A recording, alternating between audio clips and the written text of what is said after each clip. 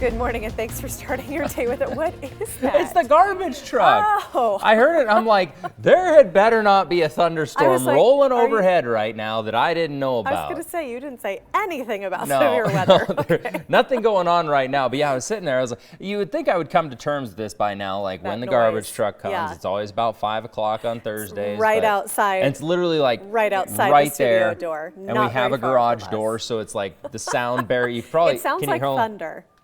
Yeah, you can hear the Can you hear the backing up beeping? noise. Yeah. I should go walk by the door. But anyways, yeah, there's not a thunderstorm Anyway, outside. okay. It's just the garbage truck. Okay, We're that good. threw me off. Yep. Threw me off. Anyways, slightly cooler this morning than what we were 24 hours ago. Reason behind that, yesterday's little cold front. Not bad here. I mean, it's more into central and eastern Montana. They're about a 20-degree difference in and around Jordan. As for current temperatures right now across the board, looking at about 53 degrees in Great Falls, 47 in Cutbank, Lewistown sitting at 41, and your hour-by-hour forecast, not too darn bad today, looking at a high of about 73 degrees, so still a little bit cooler, but overall not a bad one on tap here today. As for the capital, we're sitting at about 57 degrees right now, 52 in Clancy, and your hour-by-hour forecast for the capital, 76 is your daytime high, warming up here this afternoon. We'll break down that forecast, let you know what's in store this weekend, some big changes coming your way. Shannon. All right, Jason, thanks. It's 5:01 on your Thursday morning. George Floyd's family and friends will gather in Minneapolis today for the first memorial service in his honor.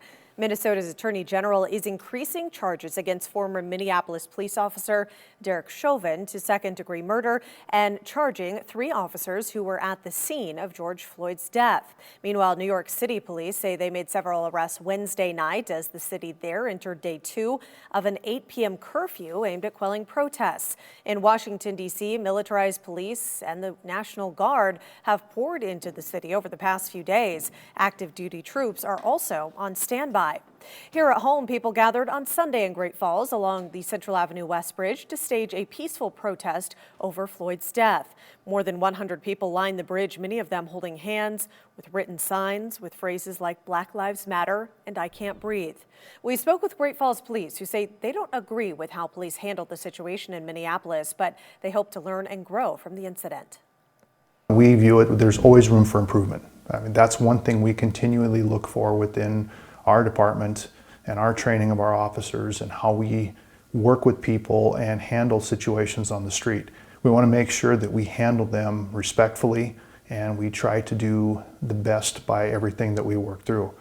Find unique ways to handle problems. You know, sometimes, unfortunately, force does have to be used, but you use the minimum amount necessary to control the situation. And Great Falls Police did tell us that Sunday's rally went smoothly. The City of Helena commissioned administrative meeting on Wednesday. Commissioners there discussed intent to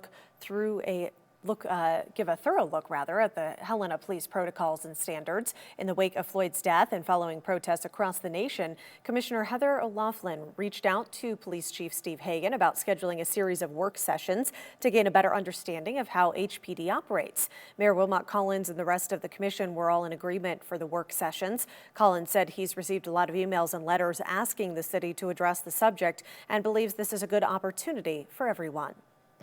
The Bureau of Land Management has reopened the North Hills area in Helena to public access. The agency closed that area of the North Helena Valley last August following a large wildfire. The North Hills fire burned more than 5,000 acres last summer and prompted the evacuation of hundreds of homes. Investigators found the fire was started by someone shooting exploding targets in the area. 1 person was cited. Bighorn County is now reporting 5 new cases of COVID-19. 2 cases are in men in their 50s, a woman in her 70s, and 2 men in their 70s. Bighorn County now has a total of 36 cases. The county's 28 active cases are the most in the state. Those new cases bring the total in Montana to 530, but have not yet been added to the state's map. 464 people have recovered. MTN is reporting 1 less total case and 1 fewer recovered case due to the case in Jefferson County that health authorities there report involved a patient who was not in the state. The Salvation Army will be distributing free 25-pound boxes of produce today, provided as part of the Coronavirus Farm Assistance Program recently passed by Congress. There are some changes this week, though, to the program to tell you about. The distribution will be limited to the first 50 households. This week, people can pick up boxes at the Salvation Army campus. That's at 1000 17th Avenue South. That starts at 2 p.m. Carpool if possible and come in from 9th Street. Cars will not be allowed to line up before 2. There are no qualifications or income requirements to receive the free produce boxes. Several community partners will also be distributing food boxes. We have more information on that on our website. Helena Food Share has been hosting a similar event in the capital city. I'm Mike Dennison in Helena. Tuesday's primary election set the stage for a big general election in Montana. Coming up, I'll tell you what the lineup looks like. And later in your weather forecast, still a pretty calm day. A little bit cooler than yesterday, less wind. We'll see temperatures pretty consistent with the 50s, 60s, and then 70s this afternoon. Couple scattered showers not out of the question along the high line as our next weather system starts knocking at our doorstep. Your forecast is coming up. Powered by the Montana Television Network. Montana This Morning continues on Montana's News Leader. Welcome back. Time now is 5:08. Thanks for starting your Thursday with us. As the dust cleared on the primary election, attention is already turning to the 2020 general election. Tuesday set the general election stage for several high-profile races in the state and some other not-so-high-profile statewide contests. MTN Chief Political Reporter Mike Dennison gives us a rundown on the primary winners and the general election landscape. Topping the ticket this fall will be Montana's U.S. Senate contest between Republican Senator Steve Daines and Democratic Governor Steve Bullock. The two men had easy primary wins on Tuesday, and on Wednesday, Daines challenged Bullock to a series of 4 debates. Daines also has a new TV ad criticizing China for the coronavirus outbreak and calling for an immigration ban. And a Democratic group came out with its ad, blasting Daines for voting in March for a so-called slush fund to help big corporations recover from the pandemic. In the governor's race, it's Republican Congressman Greg Gianforte against Democrat Mike Cooney, the current lieutenant governor. You'll be hearing a lot from Gianforte about his business experience as he tries to turn the governor's office Republican for the first time in 16 years. My proposition to Montana is very simple. I'm a business guy. I've spent my life solving problems and creating good paying jobs here in Montana. That's the message we started with, and that's the one we're going to finish with.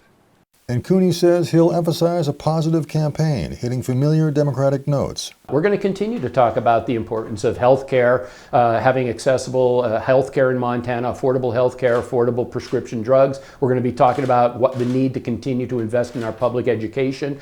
In the battle for Montana's sole U.S. House seat, Democrat Kathleen Williams cruised to victory in her primary and says she'll offer a nonpartisan, pragmatic approach to problem solving. I've traveled the state 75,000 miles on my car, talking to Montanans in every corner from Plentywood to Darby and Troy to Broadus and everywhere in between about what they care about and how I can be of service. And this is really about hard work, leadership, and service, not towing the party line. Her Republican opponent will be State Auditor Matt Rosendale, who won a 6-way primary Tuesday.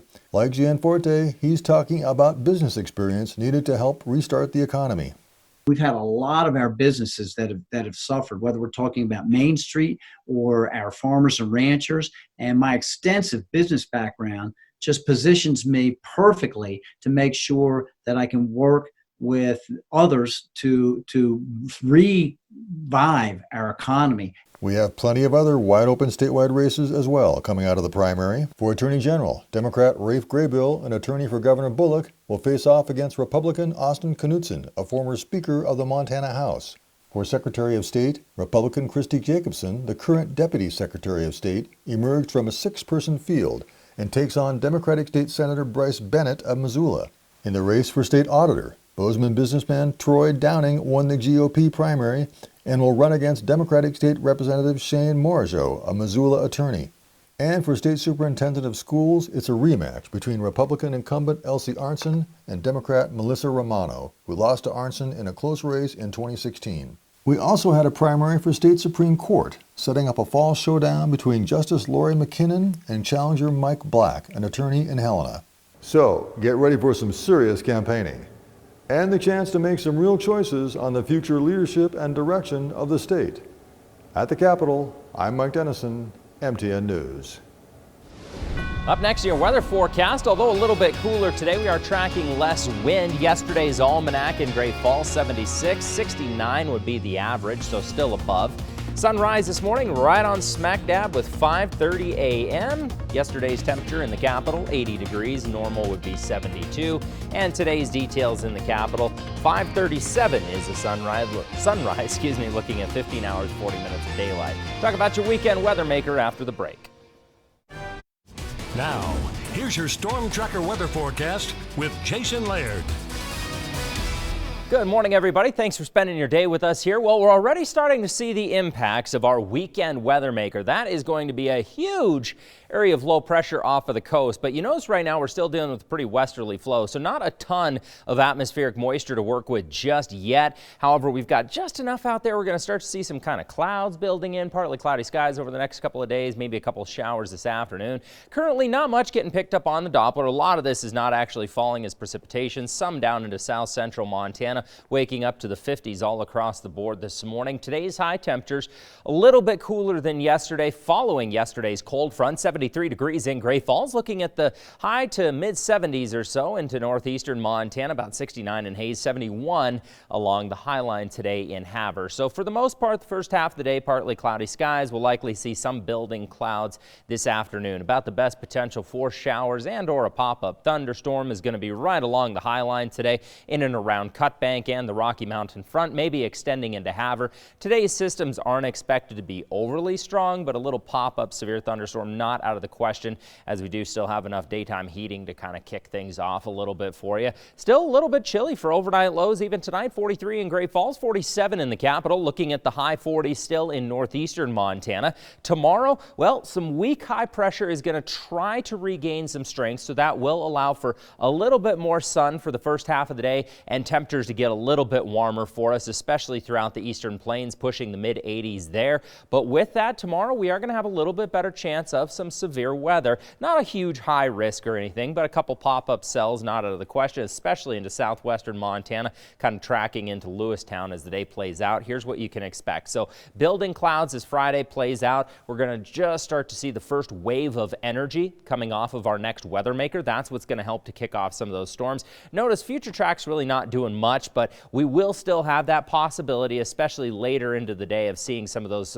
severe thunderstorms. And I know a little bit is painting in there into northwestern Montana, but even though it's not showing up on the future track, there is going to be that possibility right in that area, primarily due to the energy coming in off of our next weather maker. As for Saturday's high temperatures, they're going to start to cool down as we're expecting pretty widespread rain and a much better chance of stronger storms as we head into eastern Montana and the central portions of the United States. So over the next 7 days, here's how all of that's going to trend for us. We're looking at 73 degrees today. We're going to continue on that 70s trend up through Saturday, but then again, that rain-cooled air and cold front is really going to drop temperatures significantly as we head into the later half of the weekend. So dry through the first part of Friday, then a couple of showers and thunderstorms are going to lead to widespread showers and thunderstorms Saturday and Sunday. As we head toward Lewistown, still seeing a very good chance of showers and thunderstorms through the weekend, a little bit of moisture for the first part of next week. And check out the temperatures, literally falling off the charts as we head into Monday of next week. Shannon?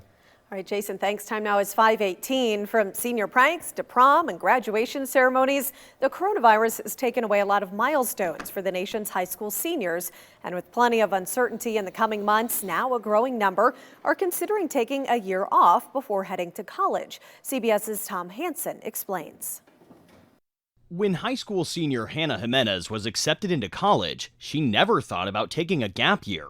But then the coronavirus hit. Would you ever have anticipated being in this position that you're in right now? I've always been excited to go to college, and I just wanted to go and do it. So I don't think I would have considered deferring for a year now if this hadn't happened. As experts warn of a second wave of COVID-19 in the fall, a new survey from Art and Science Group finds 16% of incoming students may take a gap year, and another 17% may defer enrollment until spring of 2021. It's this question of, is it worth paying that tuition and staying at home instead of, maybe doing something a bit more worthwhile with our time.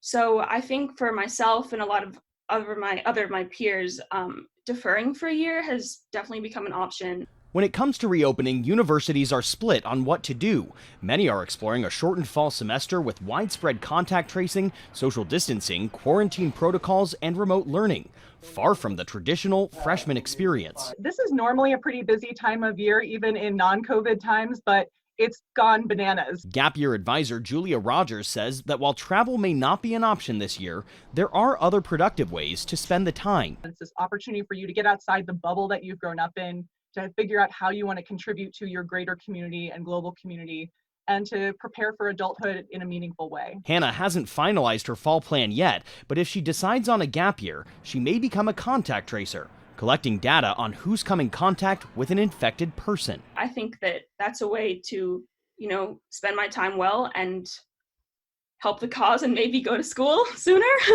Making the most of uncertain times. Tom Hanson, CBS News, New York. Rogers says there are plenty of enriching volunteer opportunities for young people in their own communities, making a gap year during coronavirus valuable and cost-effective. Well, better find those number 2 pencils after all. The College Board has scrapped plans to offer an online version of the SAT exam for students to take at home. They postponed the scheduled tests in the spring due to the coronavirus and had planned to offer this online option instead. But they now say that would require 3 hours of uninterrupted high-speed internet access. And that's not a reality for all students at their homes. They plan to offer more in-person testing options in the fall. Well, it's Thursday morning. Time now is 5:21. Still to come, prehistoric discovery. We'll look at what was found inside this dinosaur's stomach next.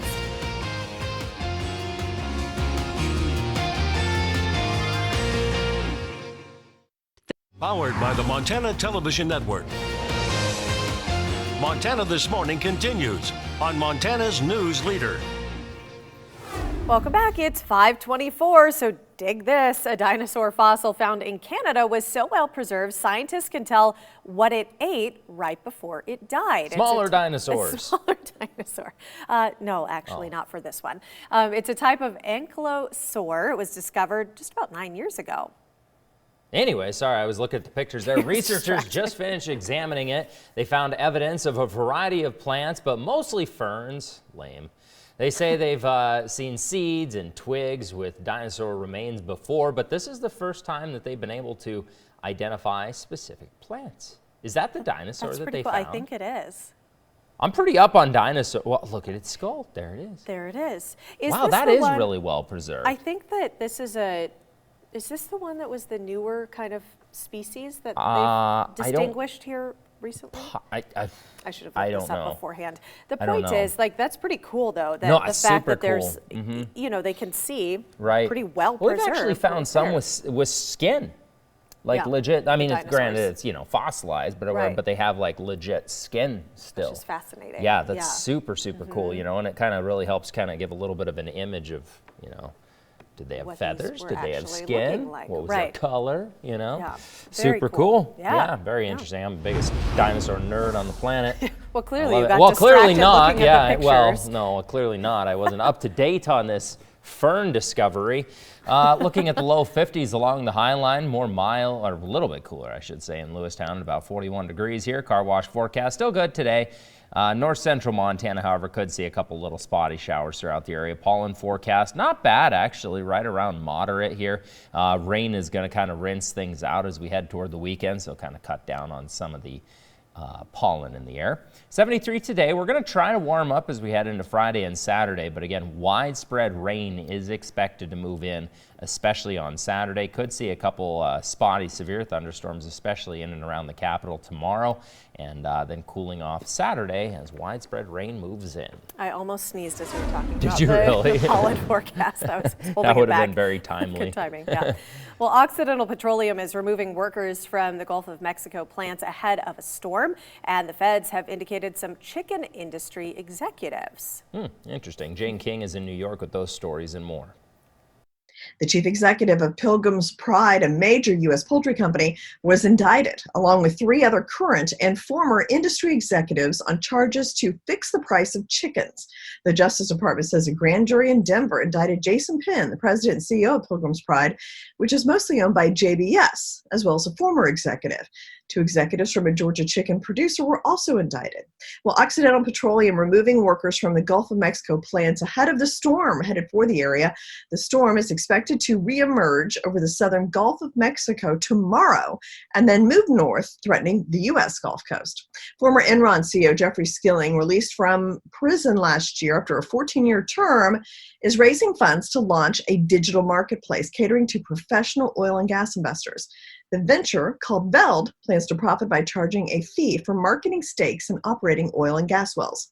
And a new study that scientists have put forth is a way to boost solar energy even more. Double-sided solar panels that can move to follow the sun. The panels can capture sun from not only their sun-facing side, but also from the light reflected off the ground onto their dark undersides.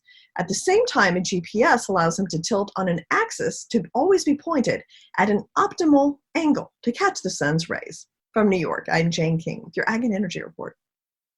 This half hour, an area harder hit by the coronavirus is rebounding and looking forward. We'll have the latest from Toole County. Plus, commissioners look at making changes to a dog ordinance in Helena. And later, mowing the lawn for more than just shorter grass. Why these kids are busy with a new business. Montana This Morning starts now. Powered by the Montana Television Network. This is Montana This Morning from Montana's news leader. Good morning to you. Thanks for joining us on your Thursday. I'm Shannon Newth. I'm Jason Laird. Well, if you have big plans this weekend, you're definitely going to want to tune into the forecast because Mother Nature might just throw a wrench into those plans.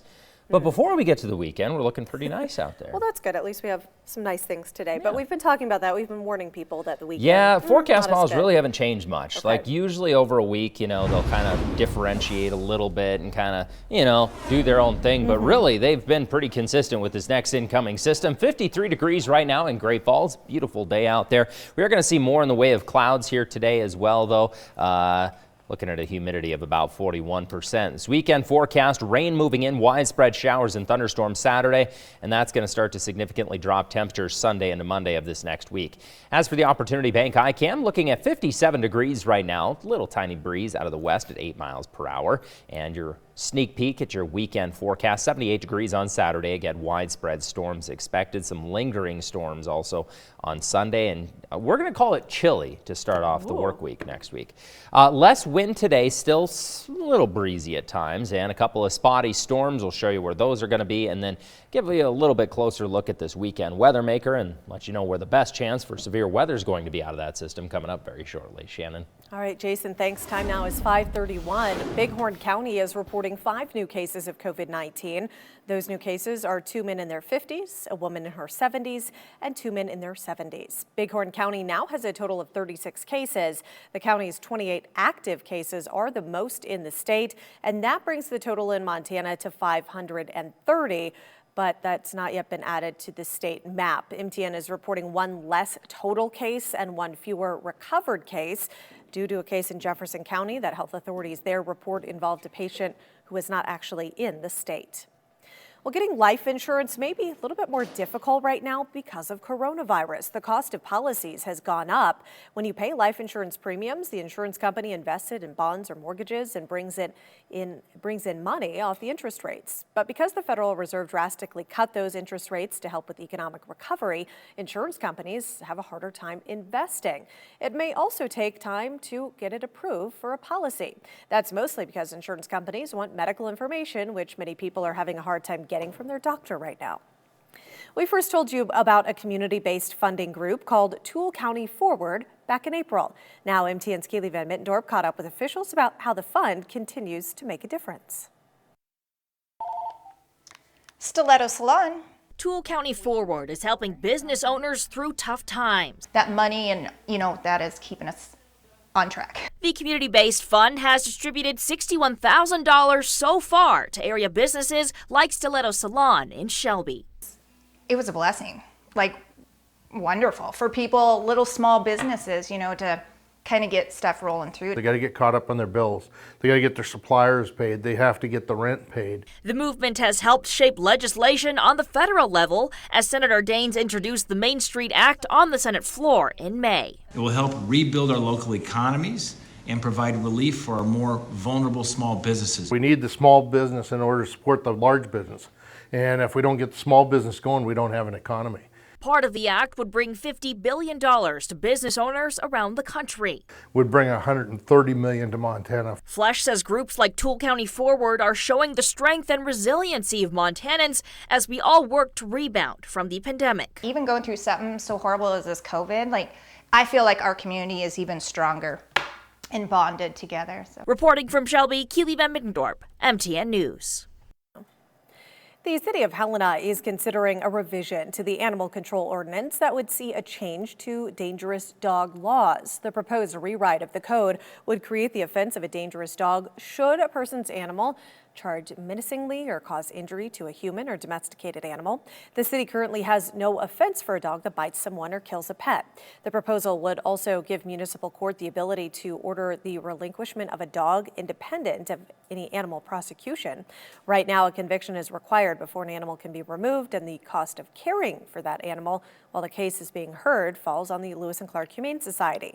The City Commission will hold their first vote on the revised code at Monday's commission meeting. It's Thursday morning. Time now is 5:34. Coming up on Montana This Morning, boxes of free produce will be handed out again today, but there are some changes to tell you about.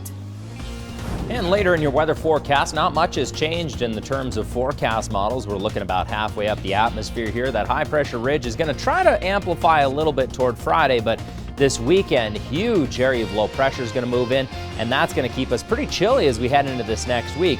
Break down your extended forecast very shortly. Powered by the Montana Television Network. Montana This Morning continues on Montana's News Leader. Welcome back. It's 5:37 on your Thursday. Last year, sugar beet growers and processors in Montana and Wyoming experienced severe crop production setbacks and financial losses. The Montana Ag Network's Lane Nordland reports that things are looking up for the sugar beet industry in 2020. Last year's difficult sugar beet harvest marked the fifth biggest year-over-year decline on record for the industry and resulted in a nationwide 14% decline in product harvested. But a new report from CoBank out this week is letting farmers and processors breathe much easier as the sugar beet industry is expected to see improved production and higher prices this year. The long-term outlook for sugar beet growers and processors is positive. Despite the current difficulties in planting this spring, we expect crop production to rebound this fall, assuming a return to normal harvest weather. Wholesale refined beet sugar has surged to 44 cents per pound. That's up 35 cents per pound from last fall and its highest price since 2012. Raw sugar prices, though, have held steady at around 25 to 27 cents per pound over the past 2 years. We also expect refined beet sugar prices to hold strong for the remainder of the marketing year. We owe this to two factors. One, the processing capacity for converting raw sugar into refined sugar in the U.S. remains constrained. And two, exportable supplies from Mexico are down significantly due to a smaller harvest. To meet the demand, USDA predicts producers will plant an additional 6,500 acres of sugar beets this spring compared to last year, bringing the total nationwide acres planted to 1.3 million. A lot of good news for producers going through quite a lot here in the spring of 2020.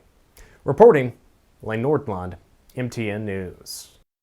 The Salvation Army will be distributing free 25-pound boxes of produce today, provided as part of the Coronavirus Farm Assistance Program recently passed by Congress. There are some changes this week, though, to tell you about in the program. The distribution will be limited to the first 50 households. This week, people can pick up boxes at the Salvation Army campus. That's at 1000 17th Avenue South, starting at 2 p.m. Carpool, if possible, and come in from 9th Street. Cars will not be allowed to line up before 2.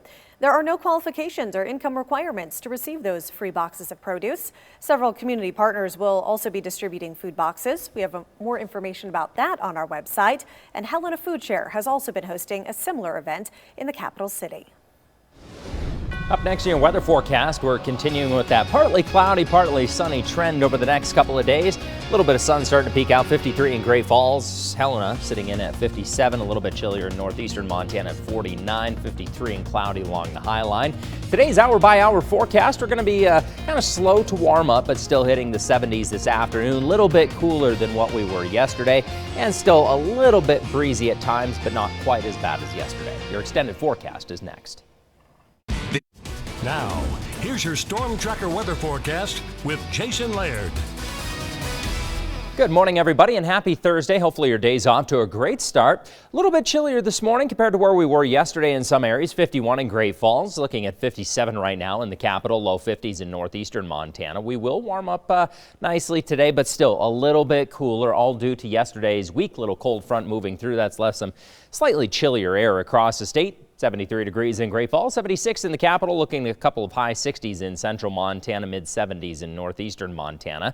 We're already going to start to see the early onset of the impacts. Was that proper grammar, Shannon? I don't know. Early onset. Anyways, first wave of energy, there we go, is going to be moving across central Montana bright and early. We're later this afternoon. I'm all over the place here. We'll continue to see some of those little spotty showers along the High Line. Very minimal impacts today. Some of those storms might be a little bit stronger into north central Montana, but really that's about the only area that should see a few of those stray storms make their way throughout the state today. Overnight lows a little bit on the chilly side, 43 in Great Falls, looking at 47 in the capital, and mid to high 40s still in northeastern Montana. As for tomorrow's high temperatures, we're going to regain a little bit of strength tomorrow as some weak high pressure tries to build, but really the area that's going to benefit from that mostly is going to be in the Dakotas. And we're also going to open up the door tomorrow for the slight possibility of some stronger storms, especially into southwestern Montana. Here's how your day will play out. Not much on future tracks showing up, but tomorrow afternoon, this first little batch right here, it's got just enough energy that potentially could kick off some stronger storms. I know there's not much on future track, but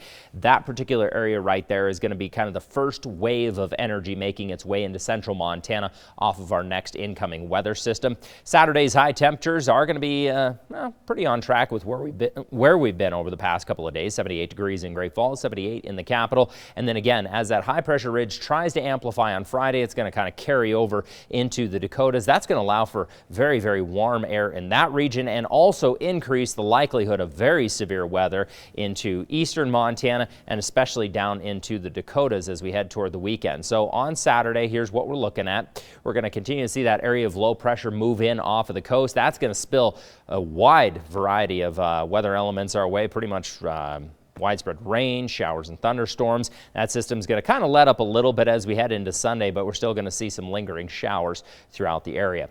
Here's how all of that translates over the next 7 days. 73 degrees today, and then we're going to warm up slightly as we head toward the weekend, but after that area of low pressure starts to dig in, it's going to take weekend temperatures and really drop them pretty significantly. So we're going to continue to see some of those isolated showers and thunderstorms head into the first part of this next week. Temperatures in the mid-50s. Lewistown, 68 degrees today, 70s to follow, and much cooler as we head into the new work week on Monday there as well. Here in Havre, looking at 71 today, slight possibility of some showers tomorrow, and much cooler to start out next week. Shannon? All right, Jason, thanks. Time now is 5:46. Stocks rallied again on Wednesday despite civil unrest in the nation. The Dow climbed 527 points. The Nasdaq gained 74. S&P 500 added 42.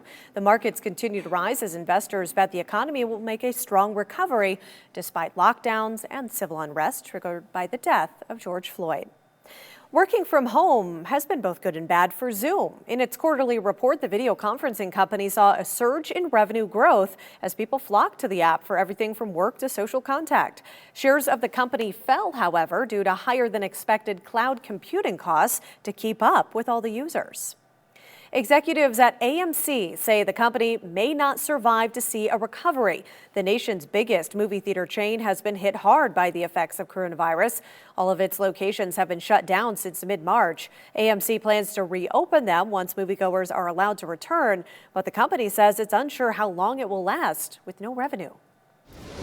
Still to come here on Montana This Morning. This time of year, anyone with a yard is busy trying to keep it mowed, but some people are getting out the lawnmower for a bigger reason than cutting grass. But before we head to break, here's another edition of Congrats to Grads.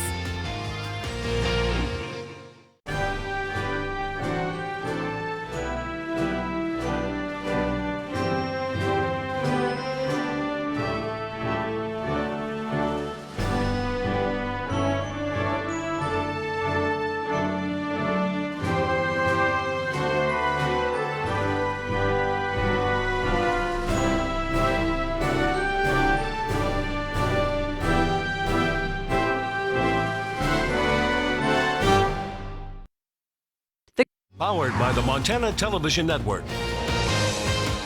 Montana This Morning continues on Montana's News Leader. Welcome back. Thanks for sticking with us. Time now is 5:50, just 10 minutes away from 6 o'clock, and the Montana Toys for Tots kicked off their annual summer fundraiser by mowing lawns. Yeah, MTN's Alexia Guayo has more on this story. Howard Mears liked to drive his 1948 Ford tractor to mow. He enjoys it so much he does it for free. All he asks is a donation to the organization, the Helena, Montana Toys for Tots. Give me a call. I want to mow your weeds. I have a lot of fun doing it. You'll have a lot of fun donating. Toys for Tots is a nonprofit that purchases toys for children in need every Christmas.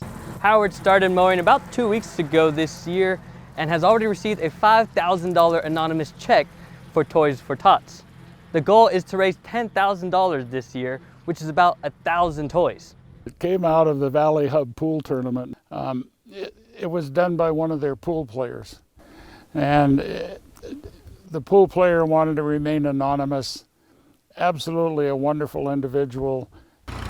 It's such a humbling feeling to know that there's such generous people in our community and that so many toys, moms and dads and kids can all have a better Christmas because of this one person.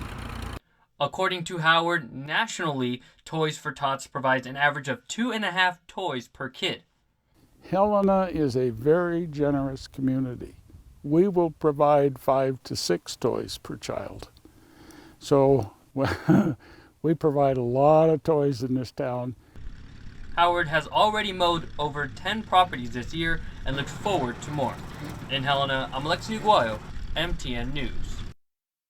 It's pretty neat because, we often think of Toys for Tots. Our station has participated in fundraisers during the Christmas season, which of course is beneficial, but it's good that we're thinking about that kind of contributing year round because a lot of those organizations, I think people think about them only during the holiday season. Right. Definitely getting a head start this year, and that's something I can get on board with. I love mowing. He likes it. Well, and when you were a kid, you had your own little lawn mowing business. I should pick up some pictures.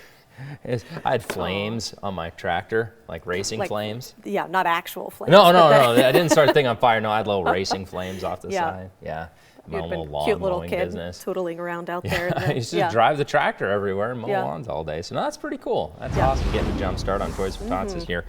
As for your weather forecast here, not a bad start to the day, 51 degrees, a little bit cloudy in some locations, 57 degrees in the capital right now, low 50s in northeastern Montana, UV index, carbon copy of yesterday. Not too bad, right around 20 plus minutes for sunburn, so just kind of keep that in mind if you do have plans outside. Fishing forecast over the next couple of days. Get it in while you can because things are going to kind of take a turn for the worst here Friday into Saturday as our next area of low pressure moves in. That's going to bring widespread showers and thunderstorms through the weekend and keep us downright chilly into the first part of this next week. Temperatures today, 73 degrees. They'll try to rebound as we head toward the weekend, but again, widespread showers and thunderstorms are going to drop those temperatures pretty significantly. 76 degrees today in the capital, 81 as we head toward the weekend. All right, it's 5:53 on your Thursday. Your Farm and Ranch Report with the Montana Ag Network is next.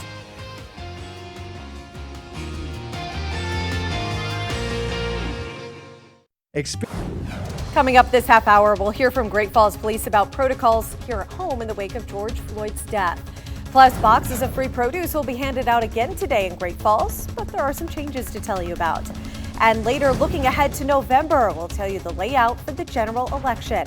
Montana This Morning starts now. Powered by the Montana Television Network. This is Montana This Morning from Montana's News Leader. Good morning. We're glad to have you with us. It is Thursday, June 4th, 2020. I'm Shannon Newth. And I'm Jason Laird. Might be a good time to throw some fertilizer on the lawn as we are tracking a pretty healthy weather maker this weekend.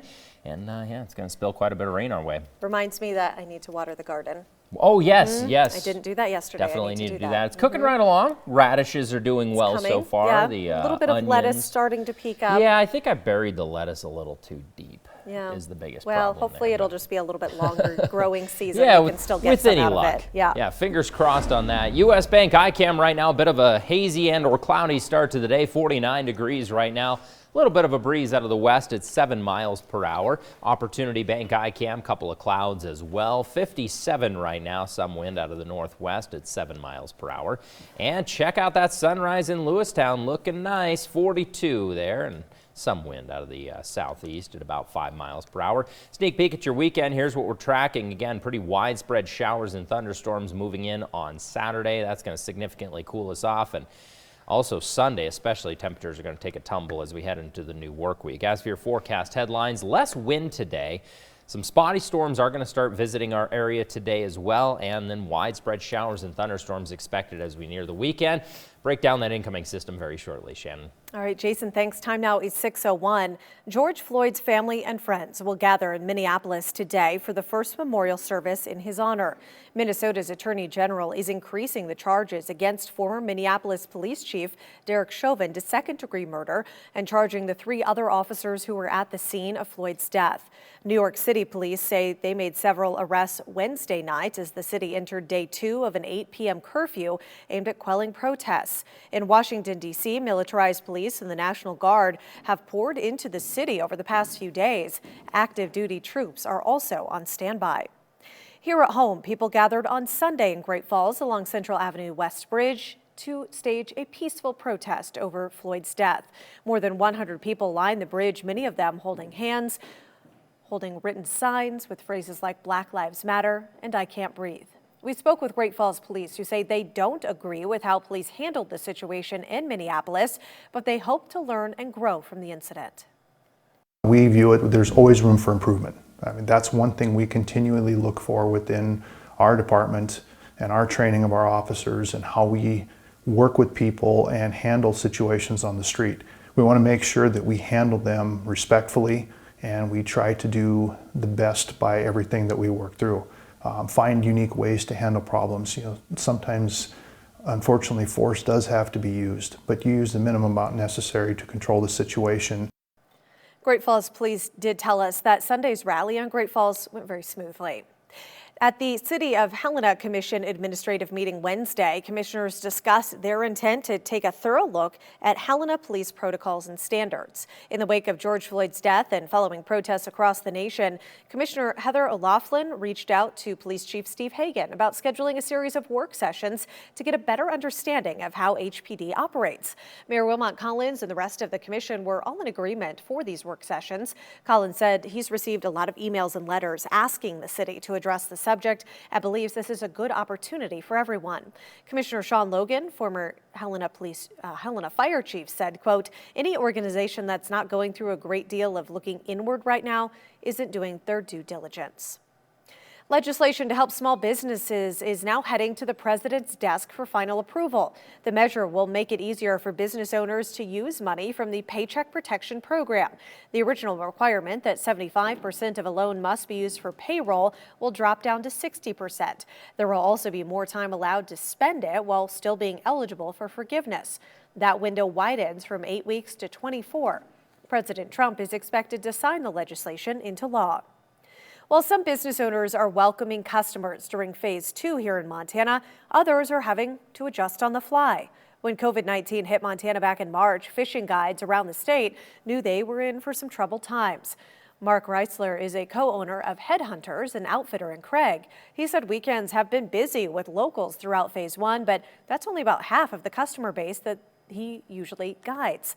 And he's not holding up hope he'll get out-of-staters during Phase 2. As far as customers go, those long timers, they still want to come, but some aren't comfortable coming this year. So they have canceled and they've just rebooked for, 2021 or moved their dates later in the summer, and we'll cross that bridge when we come to it. And Reisler isn't alone. Fishing guides around the state are having to switch up their marketing practices every day. The Salvation Army will be distributing free 25-pound boxes of produce today, provided as part of the Coronavirus Farm Assistance Program recently passed by Congress. And there are some changes this week to the program we want to tell you about. The distribution will be limited to the first 50 households. This week, people can pick up boxes at the Salvation Army campus at 1017th Avenue South, starting at 2 p.m. Carpool if possible and come in from 9th Street. Cars will not be allowed in line before 2. There are no qualification or income requirements to receive the free produce boxes. Several community partners will also be distributing food boxes. We have more information about that on our website. Meanwhile, Helena Food Share has been hosting a similar event in the capital city. I'm Mike Dennison in Helena. Tuesday's primary election set the stage for a big general election in Montana. Coming up, I'll tell you what the lineup looks like. And later in your weather forecast, enjoy it while it lasts, because conditions are going to take a turn for the worse as we head toward the weekend. So watering wise, probably need some today. Hit or miss tomorrow as some storms start knocking at our doorstep. And Saturday, widespread rain moves in, cooling things off into next week. The forecast is around the corner. Powered by the Montana Television Network. Montana This Morning continues on Montana's News Leader. Welcome back at 6:08 here on your Thursday morning. As the dust cleared on the primary election, attention is already turning to the 2020 general election. Tuesday set the election stage for several high-profile races in the state and some other not-so-high-profile statewide contests. MTN's chief political reporter Mike Dennison gives us a rundown on the primary winners and the general election landscape. Topping the ticket this fall will be Montana's U.S. Senate contest between Republican Senator Steve Daines and Democratic Governor Steve Bullock. The two men had easy primary wins on Tuesday, and on Wednesday, Daines challenged Bullock to a series of 4 debates. Daines also has a new TV ad criticizing China for the coronavirus outbreak and calling for an immigration ban. And a Democratic group came out with its ad, blasting Daines for voting in March for a so-called slush fund to help big corporations recover from the pandemic. In the governor's race, it's Republican Congressman Greg Gianforte against Democrat Mike Cooney, the current lieutenant governor. You'll be hearing a lot from Gianforte about his business experience as he tries to turn the governor's office Republican for the first time in 16 years. My proposition to Montana is very simple. I'm a business guy. I've spent my life solving problems and creating good paying jobs here in Montana. That's the message we started with, and that's the one we're going to finish with.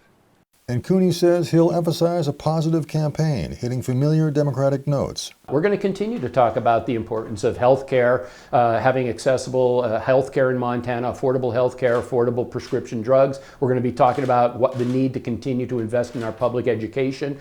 In the battle for Montana's sole U.S. House seat, Democrat Kathleen Williams cruised to victory in her primary and says she'll offer a nonpartisan, pragmatic approach to problem solving. I've traveled the state 75,000 miles on my car, talking to Montanans in every corner from Plentywood to Darby and Troy to Broadus and everywhere in between about what they care about and how I can be of service. And this is really about hard work, leadership, and service, not towing the party line. Her Republican opponent will be State Auditor Matt Rosendale, who won a 6-way primary Tuesday. Like Gianforte, he's talking about business experience needed to help restart the economy. We've had a lot of our businesses that have suffered, whether we're talking about Main Street or our farmers and ranchers. And my extensive business background just positions me perfectly to make sure that I can work with others to revive our economy. We have plenty of other wide-open statewide races as well coming out of the primary. For Attorney General, Democrat Rafe Graybill, an attorney for Governor Bullock, will face off against Republican Austin Knudsen, a former Speaker of the Montana House. For Secretary of State, Republican Christy Jacobson, the current Deputy Secretary of State, emerged from a 6-person field and takes on Democratic State Senator Bryce Bennett of Missoula. In the race for State Auditor, Bozeman businessman Troy Downing won the GOP primary and will run against Democratic State Representative Shane Morajo, a Missoula attorney. And for State Superintendent of Schools, it's a rematch between Republican incumbent Elsie Arntzen and Democrat Melissa Romano, who lost to Arntzen in a close race in 2016. We also had a primary for State Supreme Court, setting up a fall showdown between Justice Lori McKinnon and challenger Mike Black, an attorney in Helena. So, get ready for some serious campaigning. and the chance to make some real choices on the future leadership and direction of the state. At the Capitol, I'm Mike Dennison, MTN News. Lewis and Clark County's general election matchup is set for a seat on the county commission. Mike Fossbender, a real estate investor, and Tom Rolfe, who works in auto sales, were the top two candidates in the nonpartisan primary. They finished ahead of Brady Christensen and Tyrell Susie Hoyer. Fossbender and Rolfe will compete in November for the position representing District 2. They're running to replace incumbent Susan Goodgeesy, who did not run for another term. Both men say they're looking forward to talking to county voters as the campaign continues. I'm hoping we get into the next phase of opening up our state and get things back to normal, and then we can get back to the meetings and going door to door and talking to people and finding out what issues are important to them with the county and listen to them and try and make a good plan going forward. There's some things that they seem to really have a lot of interest in. They seem to want some maturity, some straightforwardness, honest dialogue. They like experience and they like responsible leadership, and I think that's something I can offer. This is the first time Lewis and Clark County has held a nonpartisan election for county commission. Voters approved switching to nonpartisan county elections last year. Up next, your weather forecast. Enjoy the mild weather while it lasts, because this weekend things take a turn for the worst. We're looking at 49 degrees, a little bit cloudy this morning in Great Falls, 57 in the capital, low 50s along the High Line in northeastern Montana. Starting things out in the mid-50s, taking its sweet time to warm up. We should hit the 70s though this afternoon. As for the capital, 50s and then 70s to follow this afternoon as well. And mowing wise, get it done while you can. Changes this weekend. I'll tell you about it next. Now, here's your Storm Tracker weather forecast with Jason Laird. Good morning, everybody. Happy Thursday. Not a bad start to the day. A little bit cloudy out there. 51 degrees in Great Falls, 56 in the capital, looking at the 40s and 50s in northeastern Montana. Today, we're still going to get back into the 70s, but a little bit cooler compared to where we've been following yesterday's cold front. 73 in Great Falls, 76 in the capital, looking at the mid-70s in northeastern Montana. This afternoon, we will have a slight potential of a couple of showers making their way into the area, most of which will kind of kick off around Cut Bank and make their way across the High Line. That's just kind of the first wave of energy that's going to start moving our way as our next weather maker starts knocking at our doorstep. Overnight lows a little bit on the chilly side again, especially up near Cut Bank. Only 40 degrees for your overnight low, 43 in Great Falls. 47 tonight in the capital with the mid to high 40s in northeastern Montana. Tomorrow we will warm back up a couple of degrees as some weak high pressure tries to rebuild across the state, but unfortunately it's not going to last too terribly long. We are also looking at a little bit better chance of stronger storms tomorrow, mostly into southwestern Montana, and Future Track's really not doing a great job of painting these in, but you can kind of see that wave of energy tomorrow afternoon kicking off just over the mountains in southwestern Montana, and then slightly stronger storms possibly kicking off there. I know Future Track's not painting many of these in, but we will have the elements to kick off some slightly stronger storms in that area. On Saturday, that high pressure ridge that tried to build on Friday is going to shift a little bit further east. So eastern Montana is going to be very, very hot, whereas in central and north central Montana, we're really going to start to cool off as that next weather maker starts to move in. We'll also open up the door for much stronger storms into northeastern Montana, shifting over to the Dakotas as well. That area is definitely going to see some strong storms. So with that said, throughout the day Saturday, that area of low pressure is going to spin that moisture over top of the state. This one looks to be a bit of a soaker as well. Still some lingering showers expected on Sunday, and then into Monday, that area of low pressure is going to allow for that colder Canadian air to settle in, and that's going to drop temperatures pretty significantly as we head into the first part of this next week. Right now, it looks like high pressure will regain some strength and hold off a lot of that moisture that's coming in off of another area of low pressure by Wednesday, Thursday of this next week. Here's how all of that comes together over the next 7 days. 73 today, possible shower or thunderstorm, a little bit better chance on Friday, and then it's pretty much going to happen throughout the area on Saturday. Widespread showers and thunderstorms taking us through the weekend. 76 today in the capital, and we'll continue to warm up through Friday, but then temperatures really fall off the charts Sunday into Monday. Monday in the capital, 55 degrees for a daytime high. In Lewistown, a little bit cooler today, 69, warming up through Saturday. Widespread showers and thunderstorms expected on Saturday into Sunday. In Havre, 72 degrees, and then we'll stay kind of cloudy, little less of a chance of moisture in that region, but still very cool to start out next week. Shannon? Thanks, Jason. Time now 6:19. Coming up on Montana this morning, prehistoric discovery. We'll look at what was found inside this dinosaur's stomach. Next.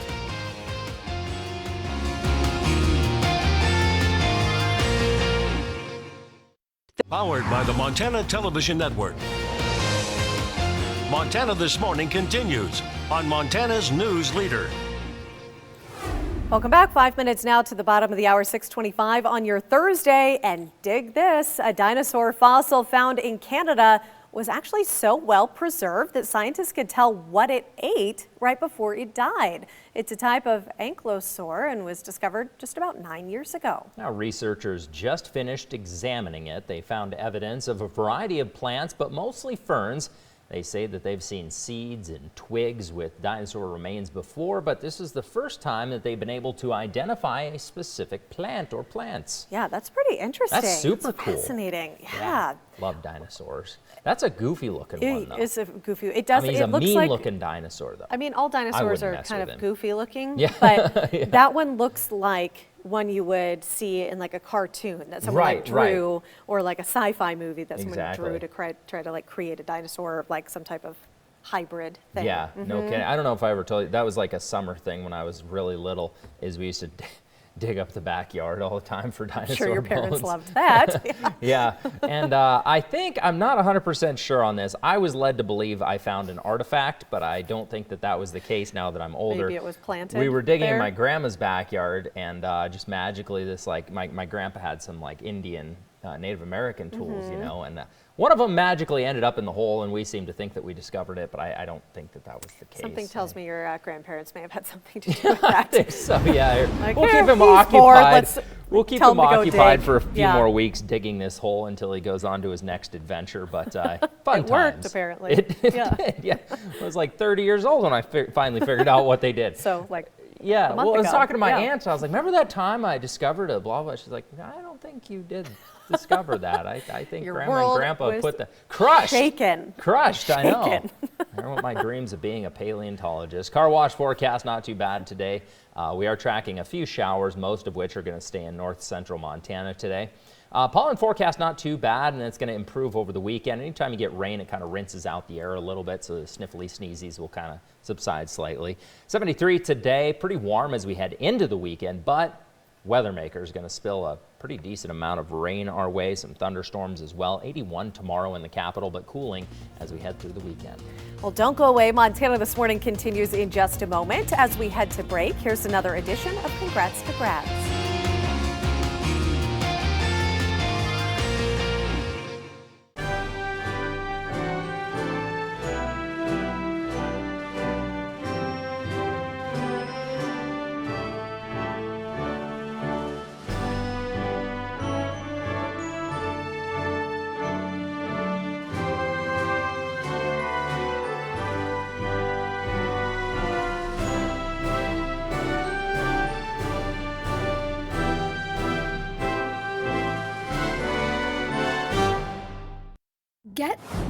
Coming up this half hour, we'll hear from Great Falls Police about protocols here at home in the wake of George Floyd's death. Plus, an area harder hit by coronavirus is rebounding and looking forward. We'll have the latest from Toole County. And later, after a tough year for sugar beet farmers, things are looking better for the industry. Montana This Morning starts now. Powered by the Montana Television Network. This is Montana This Morning from Montana's News Leader. Good morning to you. I'm Shannon Newth. It's Friday Eve, as some Yeah, would you say. said Friday. Like, wait, what? like Threw me for a loop there. Holding out all morning on you. gosh. It's actually Friday. Yeah, No, well, no. I mean, Thursday. Close. I wouldn't be surprised. Some days Yeah. I kind of live under a rock and don't really realize. I mean, I'll be the first one to admit that. But good time to cut the grass, get the fertilizer on the lawn, all that jazz, because we are tracking pretty widespread rain as we head into the weekend, unfortunately. I mean, it's good. It's timely rain. It's We been need kind of some dry rain, for a yeah. while, so, you know, give the sprinklers a little bit of a break. U.S. Bank ICAM sitting at 49 degrees. It's going to be a little bit breezy today, not bad. Slight wind out of the west at 7 miles per hour. Sneak peek at your weekend. 78 on Saturday, much cooler on Sunday. Some lingering storms. So yeah, we're tracking a big area of low pressure, and that's going to bring pretty widespread rain our way this weekend. 57 in the capital right now. Humidity only at about 37%. Weekend forecast 78, and then kind of taking a tumble there as we head towards Sunday. 65 for your daytime high with some lingering storms right now in Lewistown. Isn't that a neat camera? Pretty every morning. Yeah, It's yeah, gorgeous especially, shot. I mean, in the wintertime, like, it's cool because you can see the city, but Yeah. in the summer, especially when you get that sunrise looking gorgeous out there. As for your forecast headlines, here's what we're tracking. Less wind today, still a little bit breezy at times, few spotty storms along the high line, and then a big weekend weather maker. I'll detail that system, let you know what you can expect coming up very shortly. Shannon? All right, Jason, thanks. Time now is 6:31 on your Thursday morning. George Floyd's family and friends will gather in Minneapolis today for the first memorial service in his honor. Minnesota's Attorney General is increasing the charges against former Minneapolis police officer Derek Chauvin to second-degree murder and charging the 3 other officers who were at the scene of his death. New York City police say they made several arrests Wednesday night as the city entered day 2 of an 8 p.m. curfew aimed at quelling protests there. In Washington, D.C., militarized police and the National Guard have poured into the city over the past few days. Active duty troops are also on standby. Here at home, people gathered on Sunday in Great Falls along the Central Avenue West Bridge to stage a peaceful protest over the death of Floyd. More than 100 people lined the bridge, many of them holding hands and written signs with phrases like Black Lives Matter and I Can't Breathe. We spoke with Great Falls Police, who say they don't agree with how police handled the situation in Minneapolis, and they also hope to learn and grow from this incident. We view it, there's always room for improvement. I mean, that's one thing we continually look for within our department and our training of our officers and how we work with people and handle situations on the street. We want to make sure that we handle them respectfully, and we try to do the best by everything that we work through. Find unique ways to handle problems. You know, sometimes, unfortunately, force does have to be used, but you use the minimum amount necessary to control the situation. Great Falls Police did tell us that Sunday's rally in Great Falls went very smoothly. The City Commission of Helena held a meeting on Wednesday, and commissioners discussed their intent to take a thorough look at Helena police protocols and standards in the wake of George Floyd's death and following protests across the nation. Commissioner Heather O'Loughlin reached out to Police Chief Steve Hagan about scheduling a series of work sessions to get a better understanding of how HPD operates. Mayor Wilmot Collins and the rest of the commission were all in agreement for the work sessions. Collins said he had received a lot of emails and letters asking the city to address the subject and believes this is a good opportunity for everyone. Commissioner Sean Logan, former Helena fire chief, said, quote, any organization that's not going through a great deal of looking inward right now isn't doing their due diligence, end quote. Bighorn County is reporting 5 new cases of COVID-19. 2 new cases are in 2 men in their 50s, 1 woman in her 70s, and 2 men in their 70s. Bighorn County now has a total of 36 cases. The county's 28 active cases are the most in the state. Those cases bring the new total in Montana to 530, but have not yet been added to the state's map. We're reporting 1 less total case and 1 fewer recovered case due to one in Jefferson County that local health officials there reported involved a patient who was not actually in the state. As coronavirus concerns and closures continue, a new study finds a more than 3-fold increase in the percentage of adults reporting psychological distress. Researchers from Johns Hopkins Bloomberg School of Public Health say young adults, adults in low-income households, and Hispanic adults have the highest mental distress. Under phase 2 of reopening Montana, people now have the option to hold limited mass gatherings in Lewis and Clark County. Examples of those include concerts, festivals, conferences, and sporting events. Phase 2 allows groups up to 50 people to gather where 6 feet distancing between people or household members isn't possible.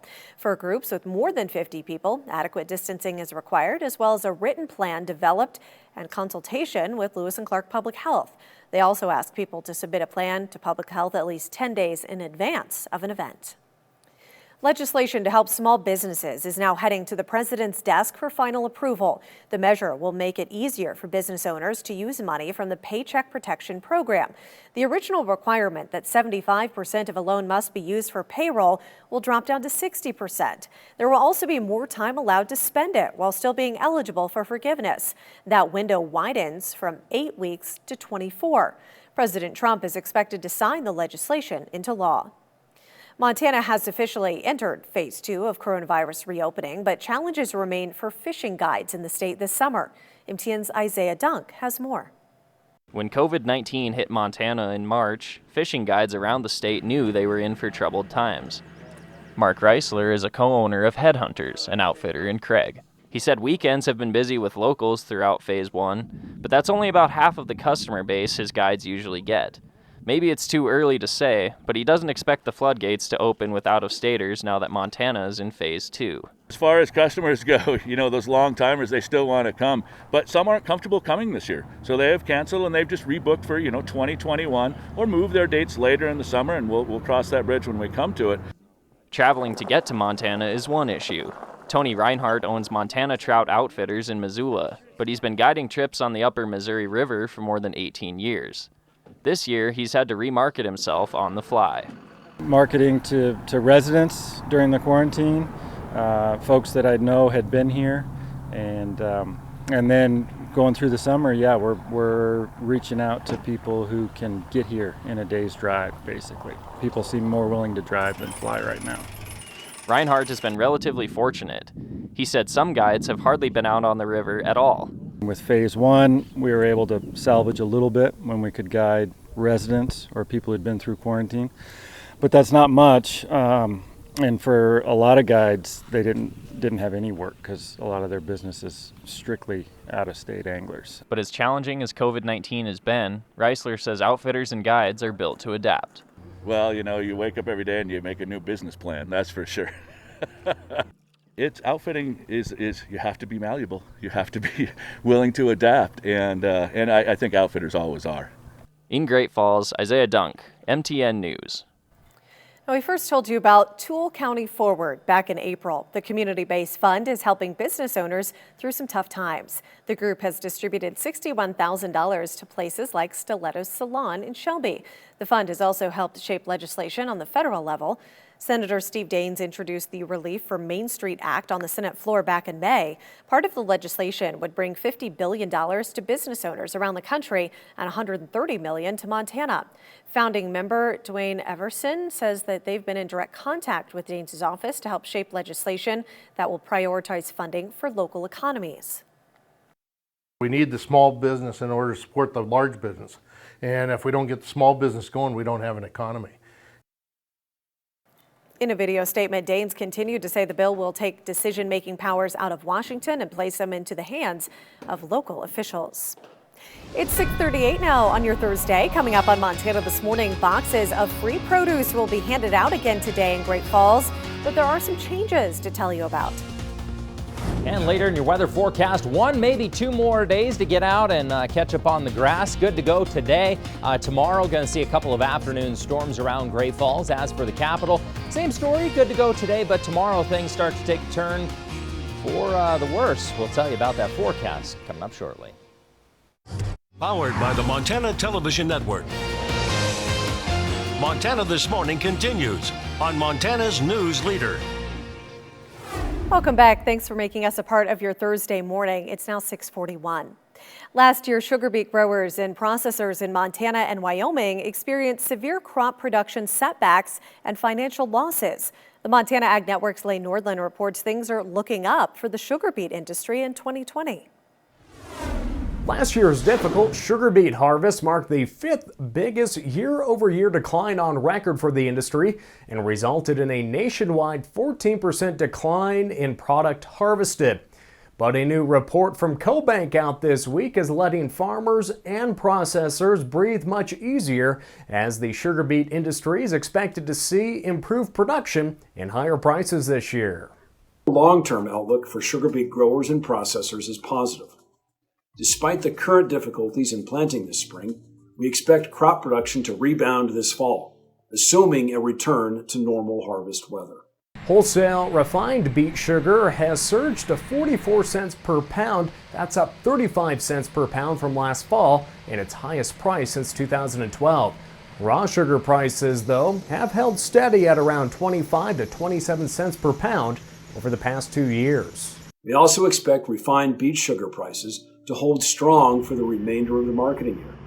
We owe this to two factors. One, the processing capacity for converting raw sugar into refined sugar in the U.S. remains constrained. And two, exportable supplies from Mexico are down significantly due to a smaller harvest. To meet the demand, USDA predicts producers will plant an additional 6,500 acres of sugar beets this spring compared to last year, bringing the total nationwide acres planted to 1.3 million. A lot of good news for producers going through quite a lot here in the spring of 2020. Reporting, Lane Nordland, MTN News. The Salvation Army will be distributing free 25-pound boxes of produce today, provided as part of the Coronavirus Farm Assistance Program recently passed by Congress. There are some changes this week to the program to tell you about. The distribution will be limited to the first 50 households. This week, people can pick up boxes at the Salvation Army campus. That's at 1000 17th Avenue South, starting at 2 p.m. Carpool if possible and come in from 9th Street. Cars will not be allowed to line up before 2. There are no qualifications or income requirements to receive the free produce boxes. Several community partners will also be distributing food boxes. We have more information about that on our website. Helena Food Share has also been hosting a similar event in the capital city. Up next in your weather forecast, we're still tracking some sun today, a little bit cloudy at times, less wind, looking at 49 degrees in Great Falls right now, 57 in the capital. Low 50s along the high line, also a little bit cloudy. With the cloud cover today, the UV index not overly high, sunburn time right around 20 minutes, give or take. And yeah, we're tracking pretty widespread rain as we head toward the weekend, so good up through about Friday, and then rain sets in, so it'll be helping out the sprinklers a little bit. We'll break down that system next. Thanks. Now, here's your Storm Tracker weather forecast with Jason Laird. Good morning, everybody. Hopefully your day's off to a great start. Man, just one day away from Friday. Big cheer there. 51 degrees right now in Great Falls, 56 in the capital. Looking at a few 40s and 50s in northeastern Montana. As for today's forecast, pretty mild out there. Times of sun and clouds. 73 in Great Falls, 76 in the capital. Higher 70s still in the eastern plains. We will have the slightest possibility of a couple of showers along the Rocky Mountain front, most of which will travel through Cut Bank and then kind of trot along the high line there. A few of these storms may get a little bit stronger at times, but nothing too crazy just yet. It's going to be more this weekend where things will kind of get a little more active on us. 43 degrees tonight for your overnight low, so still a bit chilly, especially into north central Montana. 40 in Cut Bank tonight, mid 40s along the high line, more mild in the capital at 47 this evening. Tomorrow, temperatures will attempt to rebound a little bit as some weak high pressure tries to rebuild across the state, but it's really not going to be enough to kind of hold this next weather maker at bay. Some stronger storms are anticipated, so as we look at the severe weather forecast for tomorrow, southwestern Montana could see some of those stronger storms, and future tracks not really picking up on most of these storms, but you can kind of see that first wave of energy kicking off there around the noon hour. That will kind of open up the door for some afternoon showers and thunderstorms into southwestern Montana. Again, I know most of these aren't showing up, but the elements will be there. That's going to leave western Montana, southwestern Montana cooler on Saturday. Eastern Montana is going to be really, really warm. What's going to happen is as this system starts to move in, that ridge of high pressure is going to amplify over the Dakotas. Severe weather forecast for Saturday. Northeastern and eastern Montana, very good chance of seeing some very isolated, stronger thunderstorms, especially into the Dakotas. And you'll notice that area of low pressure on Saturday is going to dig in, fire a chunk of moisture our way. We will still see some lingering showers into Sunday as well. And then that area of low pressure is going to kind of lift a little bit. But as we head into next week, that colder air from Canada is still going to settle in across the state. That's going to keep us chillier with some scattered showers. High pressure right now looks to rebuild, though, Tuesday into Wednesday. It appears it's going to kind of hold that next weather maker off a little bit, but it's still a ways out, so we'll have to kind of play that by ear. Over the next 7 days, here's what we're looking at. 73 degrees today, 77 tomorrow. A couple scattered showers possible into southwestern Montana, then widespread showers and thunderstorms move in Saturday and Sunday. That's going to leave us a lot cooler as well as we head into this next week. Temperatures going from the 70s and 60s and then down to the 50s for daytime highs in Lewistown here as we head into next week. And as for Glasgow, northeastern Montana, really warm up through Saturday, but then getting downright chilly next week. Shannon?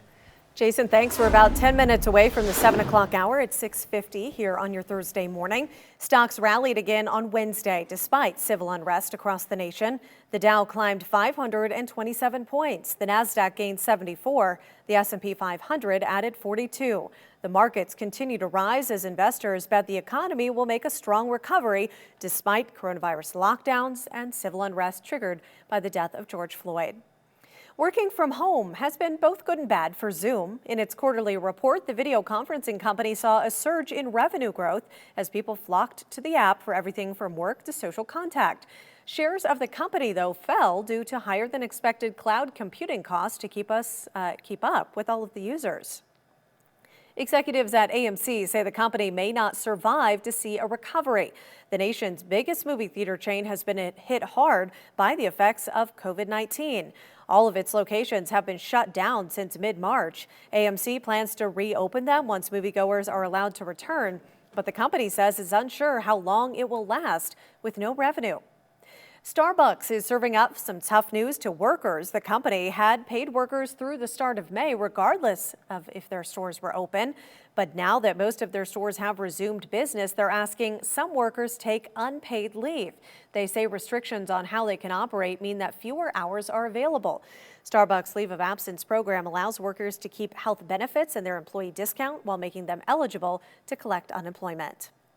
Getting life insurance may be a bit more difficult right now because of coronavirus. The cost of policies has gone up. When you pay life insurance premiums, the insurance company invests it in bonds or mortgages and brings in money off the interest rates. But because the Federal Reserve drastically cut those interest rates to help with economic recovery, insurance companies have a harder time investing. It may also take more time to get approved for a policy. That's because insurance companies want medical information, which many people are having a hard time getting from their doctor right now. Coming up, all 4 officers involved in George Floyd's death now arrested and charged. We're in Minneapolis with reaction from Floyd's family. Plus, civil rights icon and Congressman John Lewis joins us. Coming up on CBS This Morning.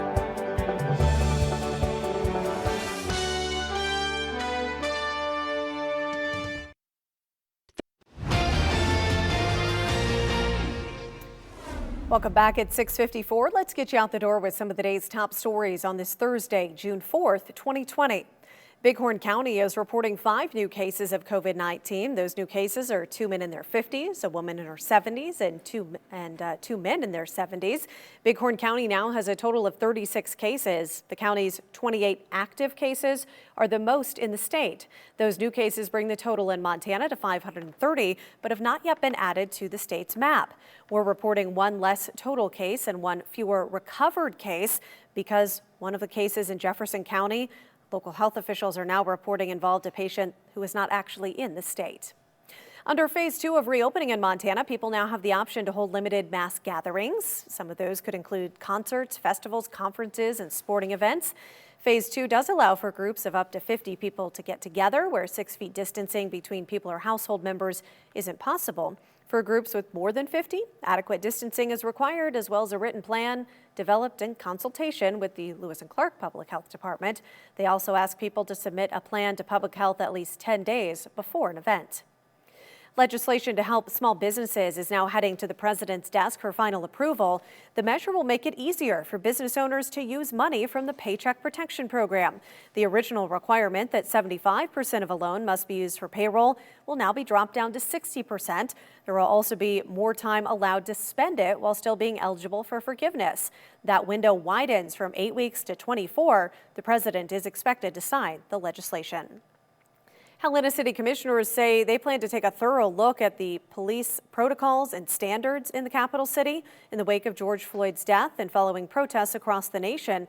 Commissioner Heather O'Loughlin reached out to the police chief, Steve Hagan, about scheduling a series of work sessions to get a better understanding of how HPD operates.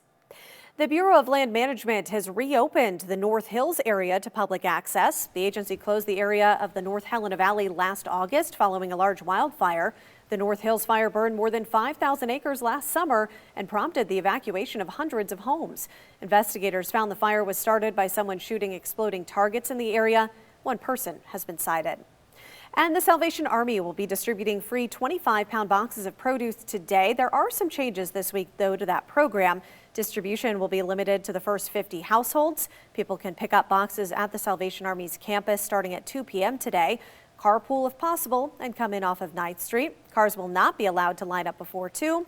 There aren't any qualifications or income requirements to receive free produce boxes. And a reminder as we're heading into the weekend, don't forget to take a nice little picture with your mug for us. Mugshot Monday just around the corner. We've got a couple in. One of them's pretty cool. A guy was out at the bow range. Ooh. Yeah. So. Yeah, just sent in this morning? I think it was yesterday. Oh, good deal. Don't See? confirm that. Good but, job, people. Yeah, so get those photos in. The more creative, the better. We'll pick our favorite on Monday. Win yourself some Morning Light Coffee Roasters coffee. And of course, KRTV mug. Put it right on the Facebook page /KRTV3 and hashtag Mugshot Monday. That way we'll get them on there, review them, pick our favorite. And again, the more creative, the better. And we do have a big stack of people who haven't picked their mug and gift yeah. card up yet. So we're open. I Come on take up. it. You If can you don't still get it it after a few weeks, I take it. That's the rule. It's an unwritten rule, but that's the rule. U.S. Bank ICAM looking at 55 degrees. It's going to be a little bit cloudy today, a couple periods of sun out there. Sneak peek into your weekend here. Unfortunately, widespread showers and thunderstorms are expected to move in Saturday, stick with us into Sunday, and it's really going to cool us off as we head to the first part of this next week as well. Opportunity Bank ICAM 56 is the number right now. It's still going to be a little bit breezy at times, probably not as strong as what we saw yesterday though. Widespread showers and thunderstorms still expected on Saturday and much cooler on Sunday with a couple of lingering storms as well. Lewistown right now sitting at 45 beautiful degrees and a beautiful sunset there in the background. Sunrise? Yeah. Start Wrong of the day. point of the day, Jason. My goodness. Forecast headlines, less wind, spotty storms, and weekend thunderstorms headed your way. Quick review of those temperatures today. 73. Warming up a little bit as we head to the weekend, but again, that next weather maker is really going to kind of throw a wrench into plans this weekend. So 76 today, 81 on Friday. Cooler though as we head toward Monday of this next week. You're just tired already. You're I ready am for bed tired now, today. so you think it's the sunset. There you go.